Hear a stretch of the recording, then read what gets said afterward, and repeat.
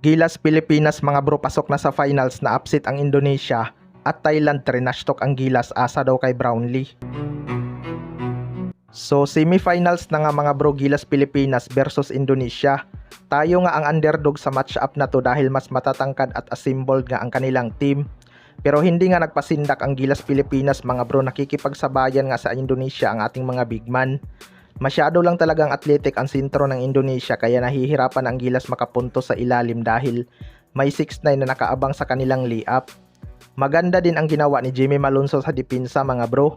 Mabilis kang mapagod ang big man ng Indonesia kaya inaasawa ni Malonzo sa depensa kaya hindi na masyadong nakakapuntos noong second quarter. Nakadikit nga ang Gilas Pilipinas matapos silang tambakan ng 12 points nitong Indonesia. Pumasok na rin kasi ang kanilang shooting at kumakagat ang depensa. Kailangan nga ng Gilas ipagpatuloy ang kanilang depensa. Hindi nga matanggap ng mga Indonesian fans ang kanilang pagkatalo sa Gilas Pilipinas mga bro. Hindi nga daw mga Pinoy ang tumalo sa kanila dahil may mga dugong American nga daw ang mga ito.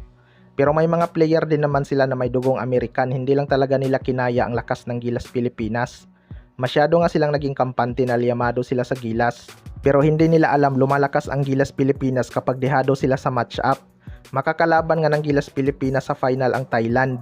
Sa kabilang banda naman mga bro, Thailand, trinashtok ang Gilas, hindi daw kaya kapag wala si Justin Brownlee. Ito ngang Thailand ay napakataas ng kumpiyansa mga bro na makukuha nila ang gold medal ngayong SEA Games. Proud na proud nga sila sa kanilang pandadaya. Parang first time ngang nangyari sa SEA Games mga bro na walang naturalized player lahat ng team.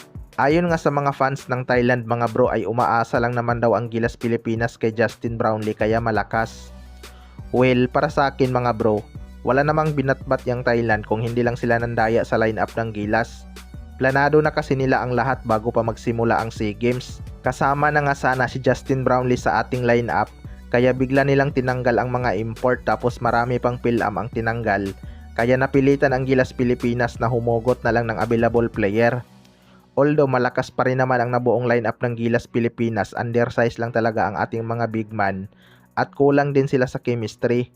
Hindi naman siguro nakakahiyang matalo sa SEA Games na to dahil alam naman natin ang ginagawang pandadaya ng Thailand.